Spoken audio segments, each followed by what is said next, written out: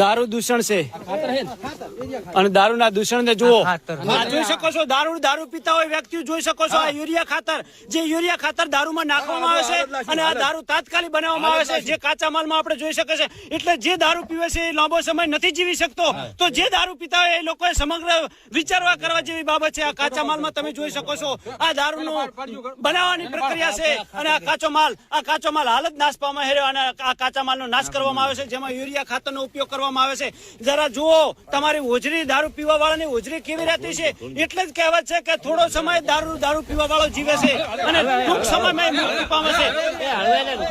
એક મિનિટ જોઈ શકો છો, આપણે અત્યારે હાલ જોઈ શક્યું છે. આ જોઈ શકો છો, શેરપુરા ગામના અગ્રણી છે, દાદર ગામના અગ્રણી છે, ખાખલ ગામના અગ્રણી છે અને રૂગનાથપુરા ગામના પણ અગ્રણીઓ છે. ધધાણા ગામના આગેવાનો અમારા બાબુજી ઠાકોરને પણ જોઈ શકો છો, સાથે પ્રતાપજી ઠાકોર છે, જયસિંહજી ઠાકોર. આ કાચા માલનો નાશ થઈ રહ્યો છે અને ખરેખર આ દારૂ જોયા પછી એવું લાગે છે કે ખરેખર એકદમ આજે જેની અંદર યુરિયા જેવા ઘાતક દ્રવ્યો નાખવામાં આવે છે, ખરેખર માણસો મરી રહ્યા છે. અને શેરપુરના સરપંચ આપણી સાથે હાજર છે, ત્યારે આપણે જોઈ શકીએ છીએ કે આ ખરેખર દારૂ દૂષણ છે અને આ દૂષણનું ડમ, કાચા માલનો નાશ થઈ રહ્યો છે. અને જોઈ શકો છો, હવે દારૂ પીવા વાળા લોકોને વિચાર કરવાનો છે કે દારૂ કઈ રીતે બને છે. આવો દારૂ આ રીતે બનતો હોય કેમિકલથી, તો એ દારૂ પીવા વાળાનું આયુષ્ય કેટલું રહેવાનું.